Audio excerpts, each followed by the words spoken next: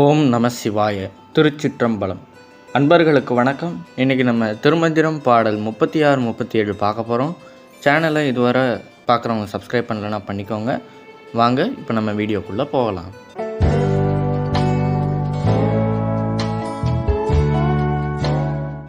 திருமந்திரம் பாடல் 36. அப்பனை நந்தியை ஆரா அமுதனை, ஒப்பிலி வள்ளலை ஊழி முதல்வனை, எப்பரிசு ஆயினும் ஏத்துமின் ஏத்தினால் அப்பரிசு ஈசன் அருள் பெறலாமே.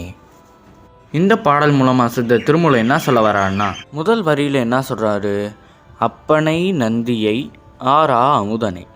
அதாவது சிவபெருமான ரொம்ப அன்போடு அப்பான்னு கூப்பிடுறார். அப்பனை நந்தியை, நந்தினாலும் சிவன் நம்ம ஏற்கனவே பாடல்களில் பார்த்துருக்கோம்ல, அதுதான் சொல்கிறாரு. அப்பனை நந்தியை ஆரா அமுதனை.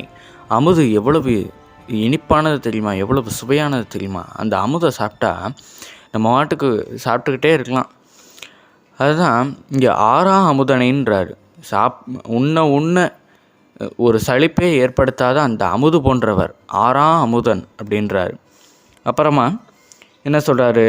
ஒப்பிலி வள்ளலை, ஒப்பு இலி வள்ளலை, அவனுக்கு ஒப்பான வள்ளல் வேறு யாருமே இல்லைன்றார். அவரை மாதிரி கொடுத்துக்கிட்டே இருக்கிறவர் நம்ம பார்க்க முடியாது அப்படின்றத அந்த பாடல் மூலமாக அந்த வரியில் சொல்கிறார். அடுத்து ஊழி முதல்வனை.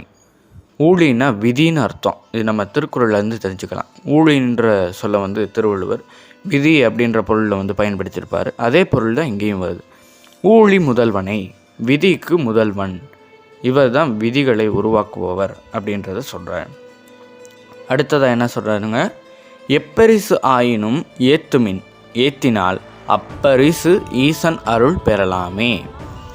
எப்படியெல்லாம் அவரை ஏற்றி புகழ்ந்து பாட முடியுமோ அப்படியெல்லாம் அவரை போற்றி புகழ்ந்தோம் என்றால் நமக்கு வேண்டியதை ஈசன் அருள் கொடுப்பார். ஈசன் அருளை பெறலாம். நம்ம கேட்கும் விதத்தில் தான் விஷயமே இருக்குது அப்படின்றத இதன் மூலமாக நமக்கு திருமூலர் அவர்கள் சொல்கிறாரு. சரி, வாங்க அடுத்த பாடல் பார்ப்போம்.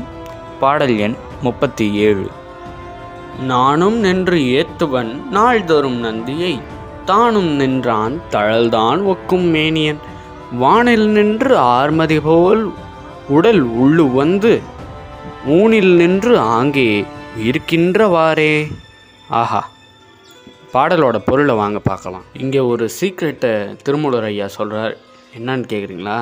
வாங்க பார்த்துருவோம். அதாவது, நானும் இறைவனை நாள்தோறும் இடைவிடாது வழிபடுகின்றேன் என்று திருமூலர் அவர் சொல்கிறார். என்ன சொல்கிறாரு?